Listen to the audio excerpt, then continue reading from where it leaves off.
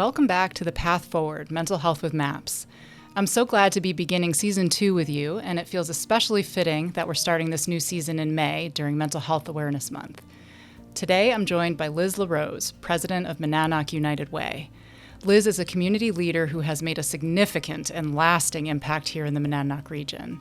In so many ways, her work is about strengthening the fabric of our community. Today, she is generously joining me for a more personal and reflective conversation about mental health. Our focus today is meaning making, the way we come to understand our experiences over time. Sometimes, especially when we are young, we live through things without fully understanding the gravity of what is happening around us. Years later, we may look back with new clarity and recognize more fully what we experienced, what others were carrying, and how those moments shaped us. That kind of reflection is not about forcing a silver lining or pretending that everything becomes simple with time. It is about making space for truth, complexity, grief, compassion, and understanding. In mental health care, meaning making can be part of how we integrate our experiences, not by making them prettier, but by helping us see them more clearly. I'm grateful to Liz for being willing to explore this topic with me today, and I'm grateful to you for joining us as we begin this next season of The Path Forward. So welcome, Liz. Thank you, Gina. I'm glad to be here. And especially given I know how busy your world is, and so it's not a small thing for you to carve out some time. And what that says to me is that you kind of walk the walk. Like you believe in mental health care, and here you are. Proving it and showing up. Yeah. Thank you. And, you do just as much and spend just as much time. So thank you for carving out time to do this podcast. It is very meaningful to me to do so. Good. Yeah. So I know when we sat together to think about what would the two of us want to share, you shared a story with me, and that's, I think, where we'll start today.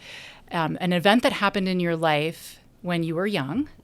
And what I thought we could do for our listeners is if we start by you telling the story from the perspective of when you were younger, what you experienced at that time, and then we'll kind of move through sharing how that has shifted and the sense you've made of it over the course of your life.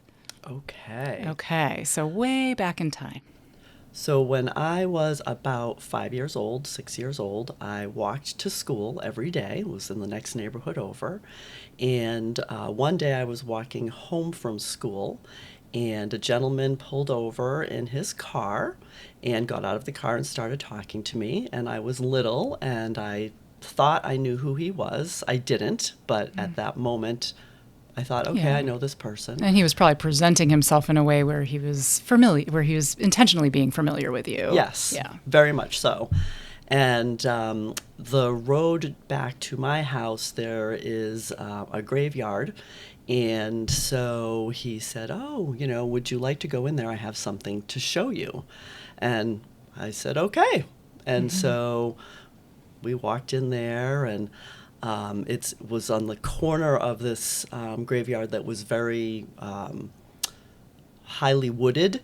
And so he was kind of behind me, and he said, do you see that? And he kept pointing towards something, and I didn't see anything, so I was trying to see whatever it was. I have no idea what he was doing behind me. I have no idea what his plans were. And luckily, a couple of girls who were also walking home from school had made enough noise that it spooked this gentleman. And he was like, I think we should go. Let's race out. And so we left, and they saw me coming out of the woods, out of this graveyard with this gentleman, and knew something was not right. And so they ran ahead, went to their parents, who went to my parents. And I could have been on a milk, on a milk box, as if you remember when we were kids. They would have missing children with their, pictures on those milk cartons. And, luckily he didn't do anything or didn't have the time to do anything. I don't even want to think about what was going on behind me, whether he was going to kill me or, rape me or whatnot. I don't know. But at the time, I really didn't understand. So, I walked home. He got in his car and left. Mm-hmm. I did not know that these girls had seen Right. it and run. So I kind of pieced that together afterwards. And at that point, you didn't know that there was any potential for danger. None. Yeah. In your child mind, just this gentleman was there, and then he was saying it was time to go. Mm-hmm. Yeah. And I was trying to see what he was. Pointing to. Yeah. You he's thought he behind was me and somebody you knew. pointing. Yeah. So I'm like, is there a bunny rabbit? Yeah. What are there flowers? That I innocent should be child seeing? mind. Yeah. Thank you. Yeah. And I've never told anybody the story, so except probably my husband. And so I got home, and by the time I got home, or somewhere shortly after that, I remember my mom crying, and then I remember the police coming, and then my dad, who was a chef in a restaurant or a cook in a restaurant, came home. He was in his whites from work, and I had no idea what was going on. Right. So my mom's bawling. The policeman is asking me questions. My dad is just standing there, and the policeman is asking me questions like, well, did he touch you? And he did. He put his hand on my shoulder. So I said, yes, he touched me. My mom started bawling even harder, right? And I was like, I don't understand. It was so confusing. Why everybody is so upset. And so I don't really remember much more than that. It's sort of those little snippets of like meeting the person, going into the woods, getting home, and then having that really weird, what I thought was a weird conversation. And then after that, we had safety protocols. I started walking to school with those girls because they were about 5 years older than I was, so they were in 5th and 6th grade. So every morning I walked to their house, and then they walked me to school and then home. Did you feel afraid when you were... No. Okay. Nope. Yeah, because you didn't really know. No. Yeah, you didn't really know the potential of what could have happened. Exactly. Yeah. My mom obviously knew the potential, and everybody else knew the potential, and the girls in the neighborhood did. But I really had no idea. At what point in your life, so at that point, the way you're making sense of it, of what happened, is there's this confusing thing that occurred when you got home. It sounds like where the confusing piece was. Yes. This confusing thing happens, and now you get to walk to school with cool older girls. That's kind of fun. Yeah, it was. So, they were really cool too. Yeah. So in your child mind, like that was how you understood the situation at that time. So now take us a little further forward. And I think this is kind of a thing that comes up a lot in the mental health world, is this sort of misunderstanding that an event occurs, then it is done, and then we're supposed to either get the concept of like getting over something. And that's never been my experience of how as humans we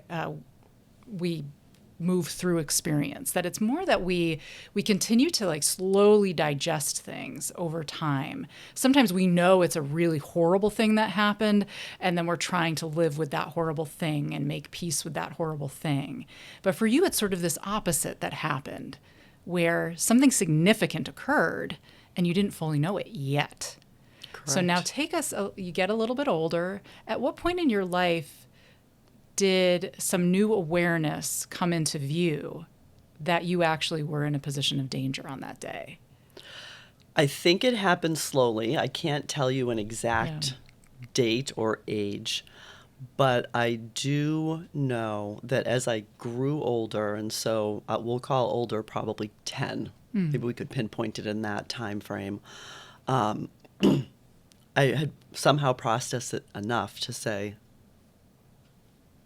that could have been a really bad thing.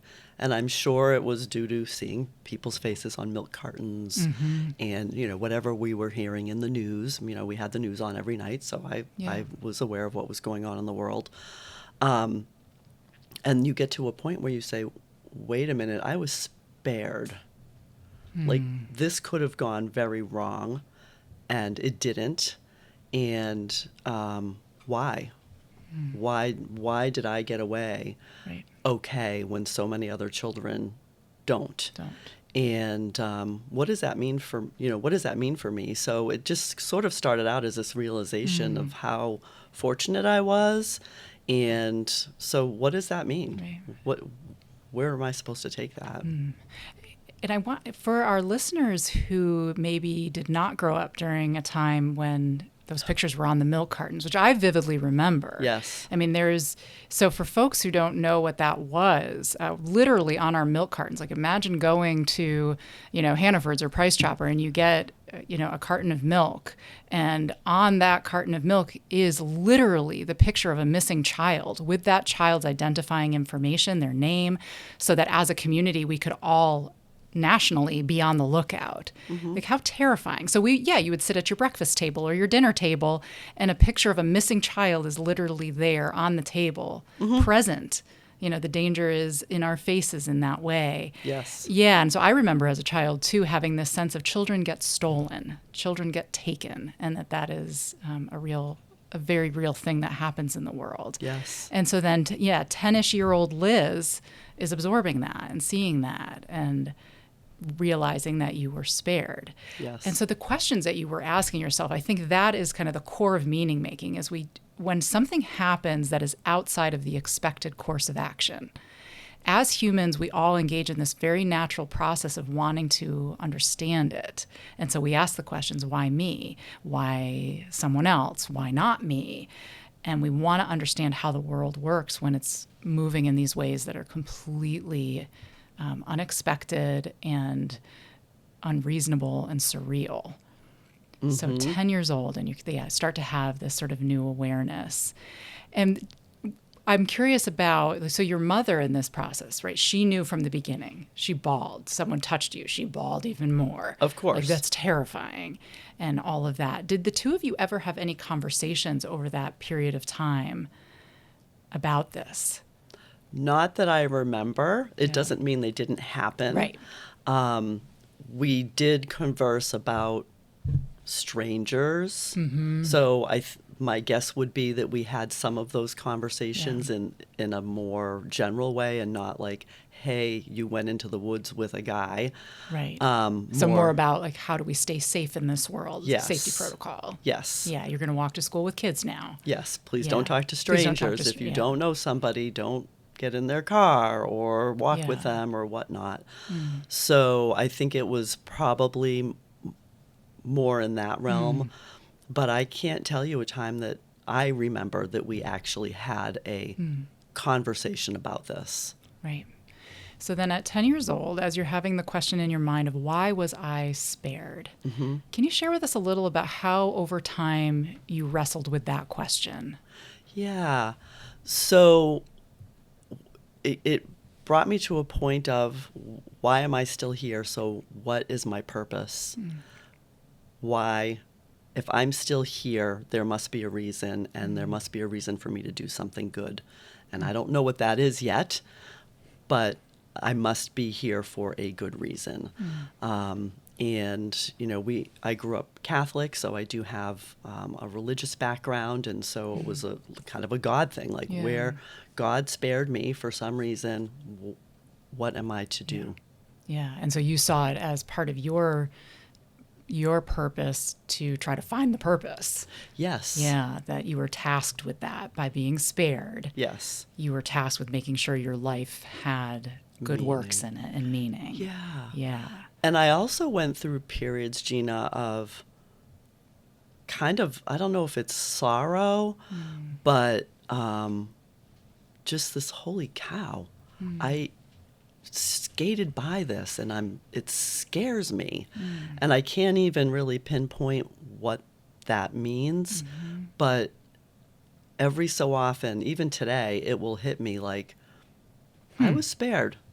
I've got to make sure I'm doing something good in the world. And it also gives you a thought for like the people who weren't, and how different their world is when a child is abducted or abused or whatnot. Yeah. Yeah. Yeah. And so your mind goes in many directions as you wrestled with that. A lot. And, yeah. In the sorrow, that's such that I think highlights exactly why you and I wanted to talk about this. Is there's the single incident that occurred when you were a child, and yet there's this ramification for our own emotional world and our psyche and our mental health. Mm-hmm. So sorrow was not present the day it happened. Sorrow showed up later on, Mm-hmm. and still needs to be explored and honored, Mm-hmm. even though the situation was done and you were safe. Yes. Yeah. And I didn't even know in the moment why everybody was so up in arms. It was confusing. It's confusing. It was confusing. Yeah. And now having that, still having every once in a while, it kind of, it just kind of hits you like, holy cow, I could not actually be here today. Mm-hmm. It does hit you It hard. hits you. Yeah.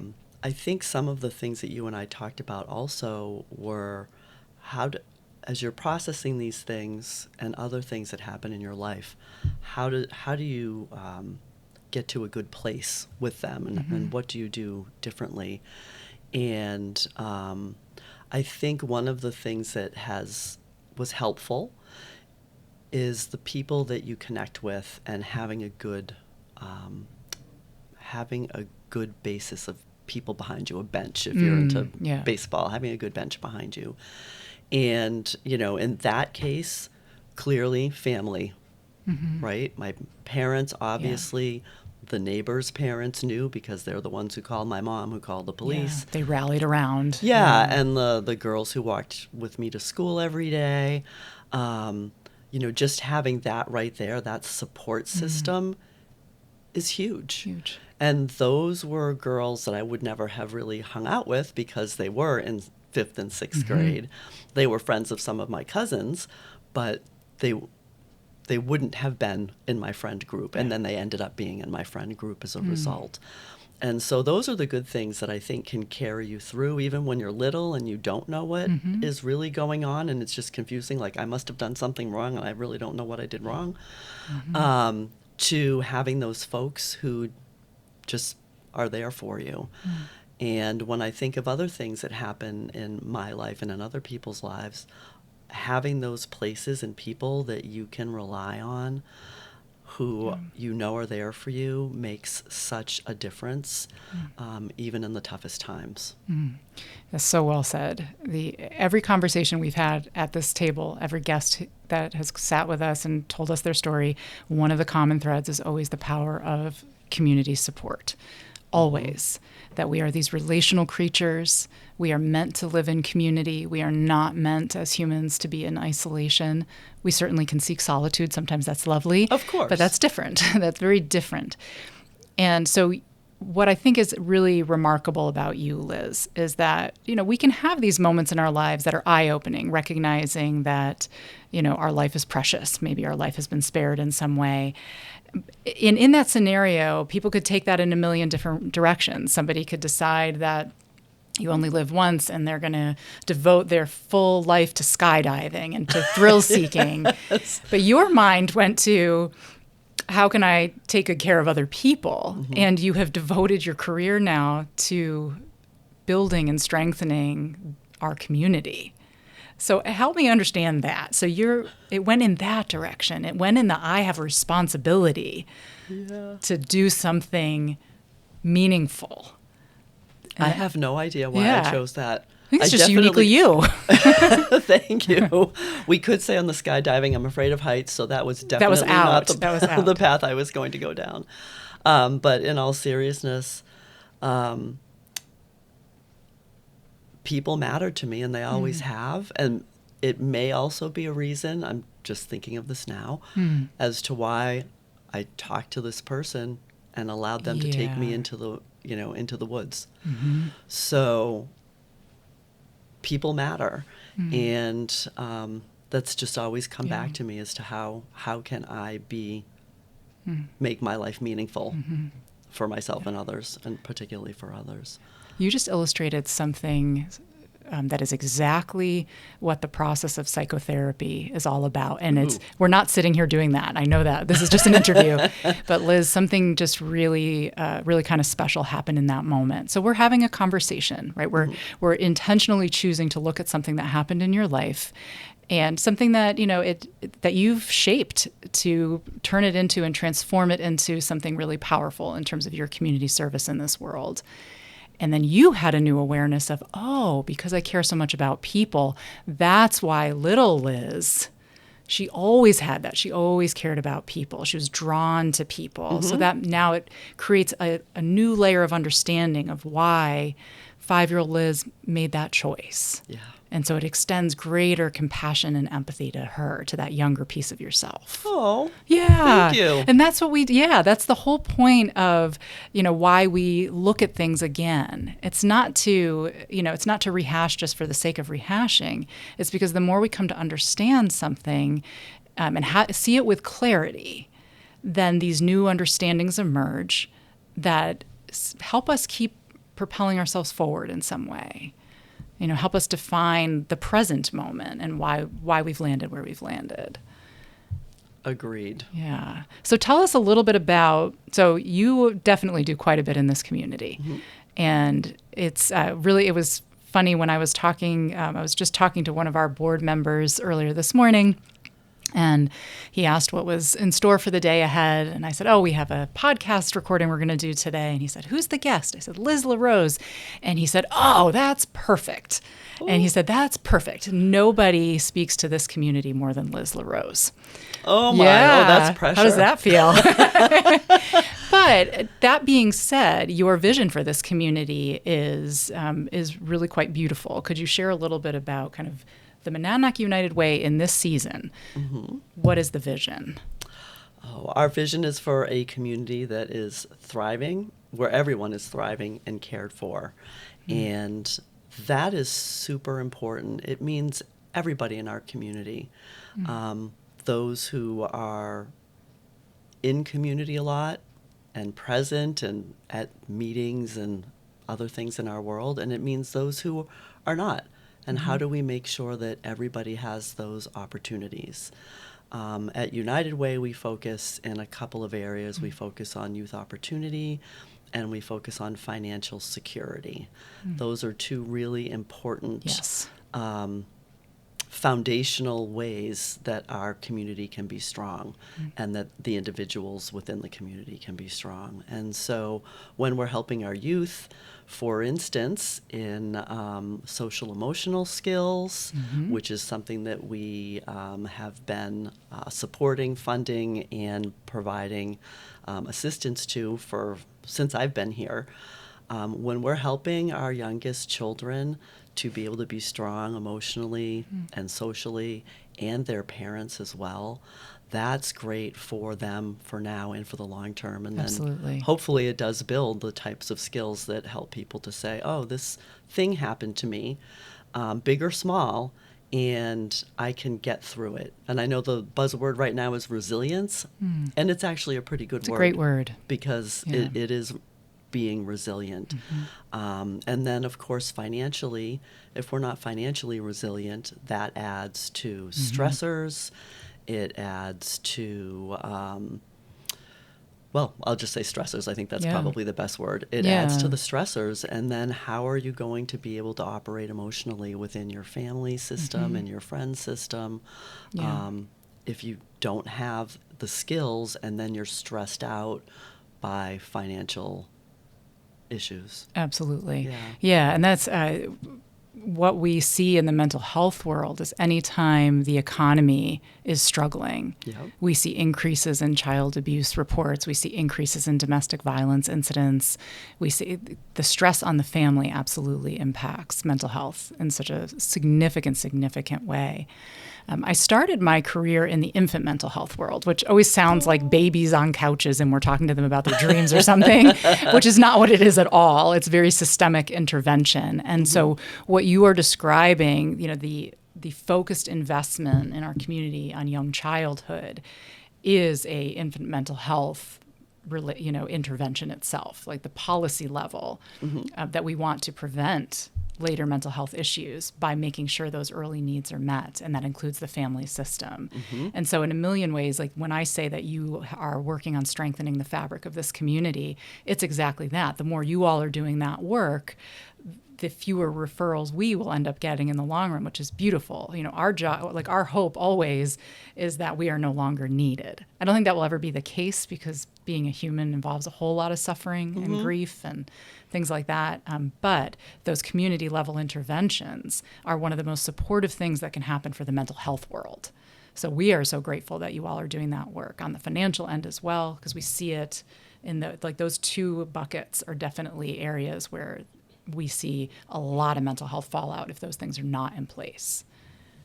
That's good to hear and not good to hear. Good to hear that we're going in the right direction and focusing on important things for our community, because there are many, many things in our community that are important. And we are at the United Way are able to at least focus on those two. So that's the good part. What's not good is that those things still happen and that people will always need that help. And but we can be there for them. Yeah, Your organization we can pull together as a community and do that. Yeah, absolutely. Yeah. So I'm thinking again about little Liz, 5 years old, having this experience, and then as Liz becomes, a steadily footed in her childhood and has this awareness of what's happened, realizing that she's been spared. And then as you move through your life, creating a life of service is essentially what you have created. And you now, Liz, as a grown woman, devoting your time and energy to the service of community. This is going to sound like sort of a silly question, but if you could go back in time and tell little Liz something, give her some nugget that would help her make sense of the confusion that was happening on that day, what would you say to her? Oh, that's a good question. I know, it's such a psychologist question. I know. Yeah. I love it. What would I say to little Liz? Yeah, she's her mother's bawling. There's a police officer there. She's wondering, maybe I did something wrong. I don't know. What's going on? And you didn't need to. You couldn't give her any clarity yet, but you wanted to offer her something to comfort her in that moment. You're okay. Yeah. Keep being you. You are okay. Yeah, and that right there, that is the core of resiliency, is a belief that we are okay, a belief that no matter what's happening around us, we can weather the storm and keep putting one foot in front of the other. And that is what it takes. Yeah. And I think probably older Liz would be leaning into your support systems and your family systems and your friend systems. And I did it naturally, and mostly because I was fortunate enough to come from a very large family. So I had 32 first cousins. Whoa. Big family. So lots of time with grandparents, cousins. Many of my cousins were in school with me, at the same school. So from my grade up and below. So there's a shared experience with those people that is so strong.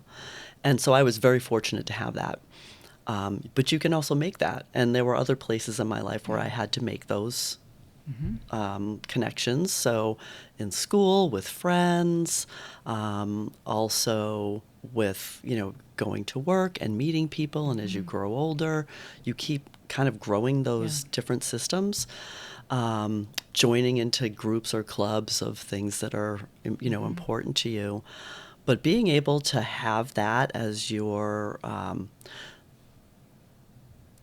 of as your foundation, to know that no matter what happens, even when it's tough, and even when everybody, including the people who you rely on for support, are pushing back for whatever reason, when you're in a tough place, you still know that in the end they have your back. And that's really important to have. And I can give an example, not of the having your back, but of what it means when you have a shared experience with people, and that that no matter what, you'll be able to count on them. My father was sick for a very long time. He had He had a heart transplant. I don't remember the exact diagnosis before he had that, but he had his heart transplant when he was about 53 or 54. And so he had been sick before that. That's pretty young. Yeah. And then we were very grateful. He stayed with us for another 19 years. But, you know, we went through all the trials and tribulations of somebody who was a transplant recipient and having good years, and then in the end having really tough years. At the same time, I have, you know, cousins.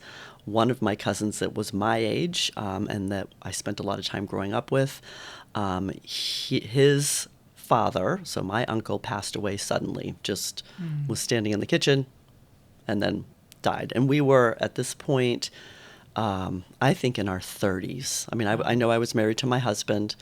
He was, I think, getting married or about to get married. And I remember going to the wake, and I hadn't seen him in a long time, but I mean, we did tons of things together growing up, family-wise and skiing, and, you know, he went to college. I used to go visit and hang out with, you know, folks down there.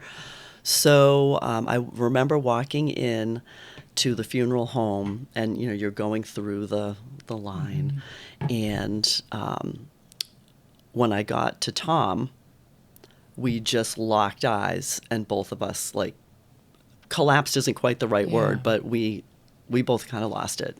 And, you know, ended up hugging, and just like, it was one of those moments of, I knew him and I knew what his pain was, and I was experiencing some of it myself, and he knew me so well that he could break down in that moment, right? You didn't have to be strong for everyone in the room. And it was a pivotal moment for me of realizing how strong those connections can be. And your friendship connections can be the same way too. And those are very, very important.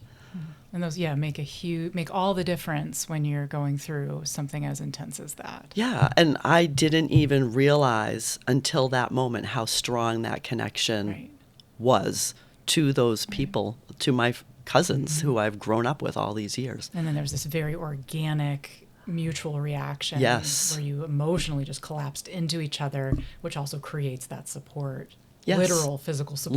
Literal physical support. Yeah. And so it helped to shape things like, and I can't say that I made the connection to little Liz in that moment, but it helps to shape like how you think about your life and how you're able to just say, okay, this did not go well, or this is where we're heading, or this is what I'm trying to do. And I can still move forward because there are people there who know who I am, who see me for who I am. Yeah. Yeah. And so you're describing the things that make a difference. Because I kind of thinking about the work of the United Way and thinking about little Liz, and that you've had, and I know you're only sharing pieces of your life with us. Of course. Right? We're all infinitely complex, and you've made it through. You're living your life. You're in connection with people. You are sustaining your living, all of those things.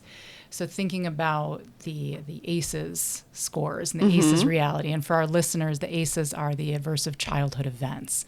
And so we have a way now of kind of quantifying that, and huge studies have been done over periods of time looking at kids who have a really high ACEs score. So they've had many different things happen in their lives that put them at a disadvantage, that later on they actually have poorer health outcomes in middle age and beyond. And it's a really kind of robust set of data that shows us this pretty unequivocally, that absolutely we should be intervening in early childhood to see if we can keep those ACEs scores as low as possible.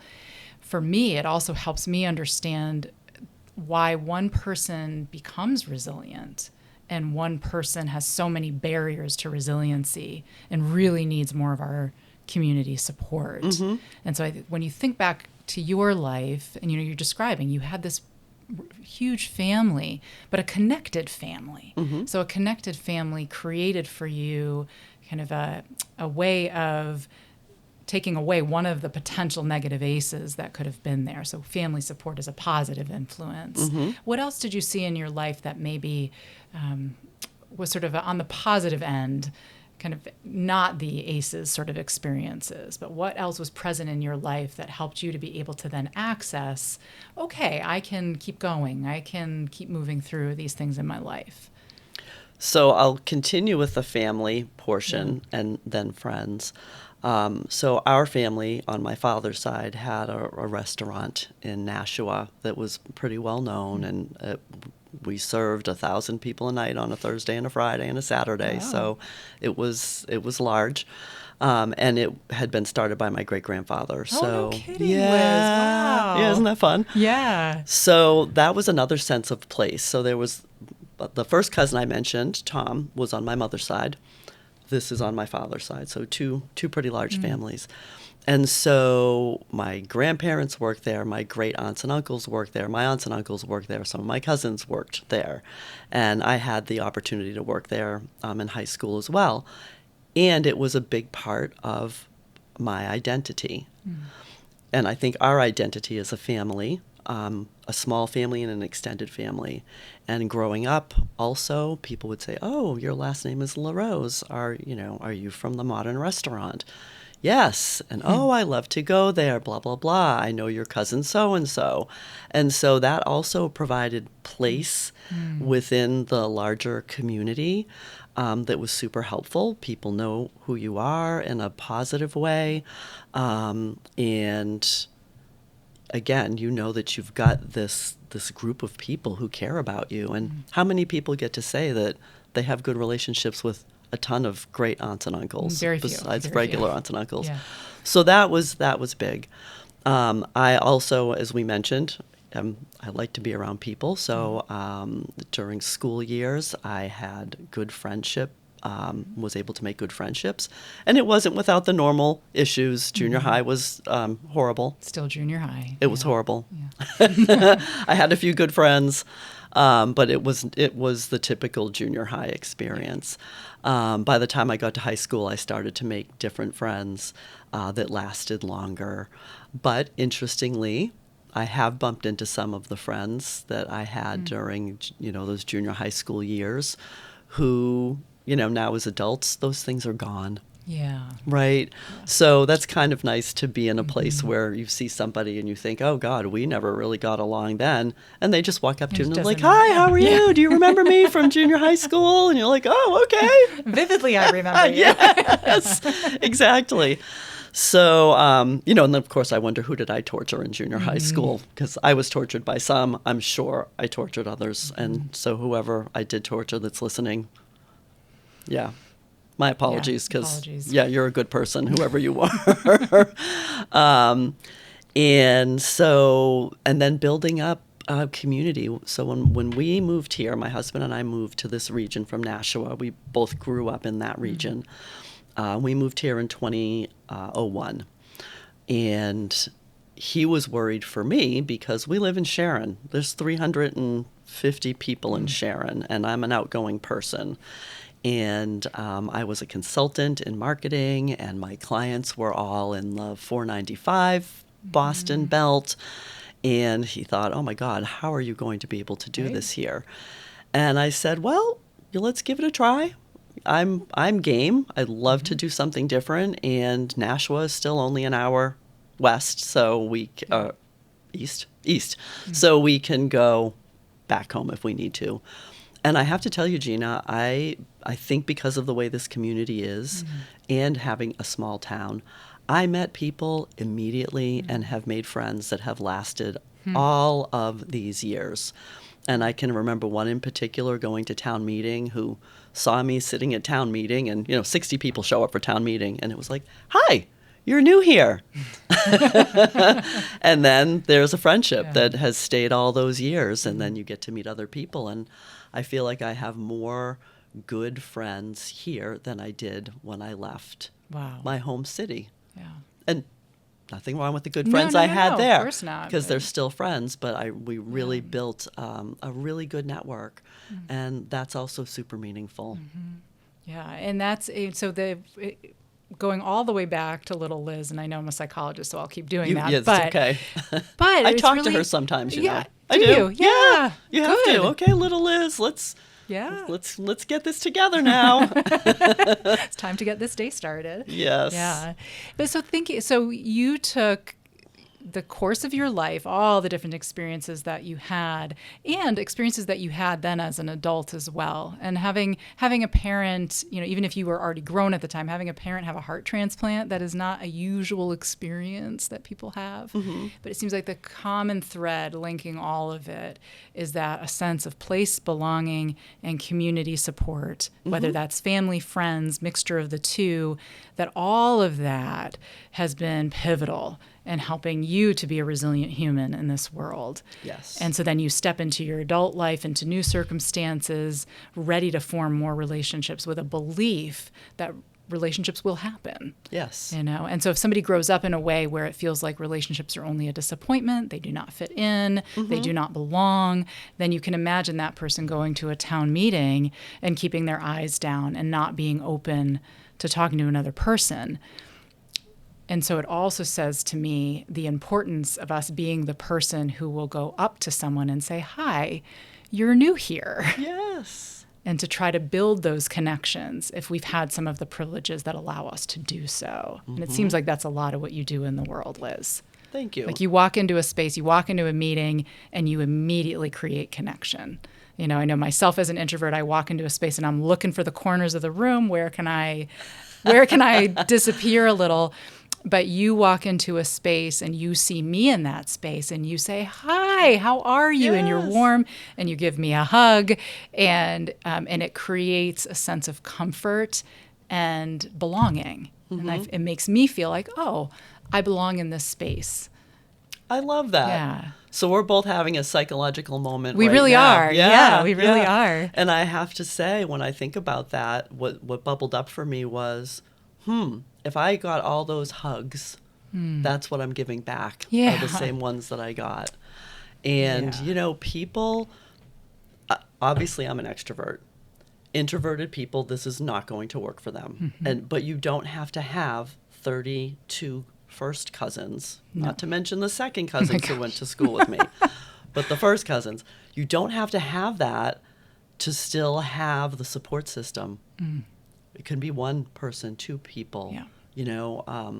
I have a brother who he has a handful of very good friends that he's had since he was a kid. That's super meaningful. And that meets his needs. Yeah. And I know he also meets his needs with other things that he does in his community because he volunteers. But when I think about him, where I've had friends and different friends all along and, a new set of friends, he has kept that core group from say grade school and college. That core group is his group. That's super meaningful. That's really meaningful. Yeah. And so you don't have to have 30 blah, blah, blah and tons of friends, but you can have that same support system. And I'm going to tout something that's new in the region. Oh, please, please. And this was brought into the region by Phil Wysick and Gina Burke. You may be aware. Yes. Okay. So the 6 points of connection.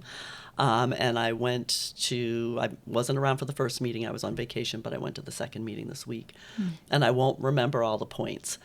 But the idea is that in community, we all need to have 6 points of connection. And so it is the neighbor that you can count on if you're in an emergency. Do you have a neighbor that you can do that with? Do you have a place that you can go to socialize and meet other people?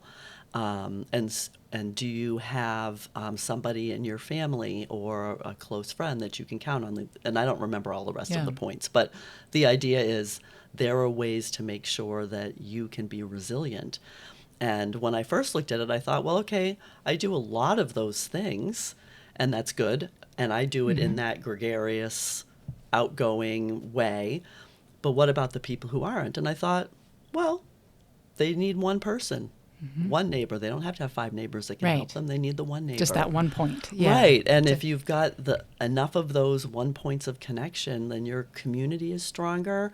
And so what I love about that is we've got ACEs and things that we work on for our families today. And then we have something here now in our community that is going to grow and blossom because this is pretty amazing. Yeah. And it's just in its beginning. So that is going to help us build even more connections across a region that is pretty highly connected. And I think it's going to help with those who are in the further reaches of our community and those who maybe don't feel like they have a personal connection in the world, or as many as they could. I think this is really going to be very, very positive for the community.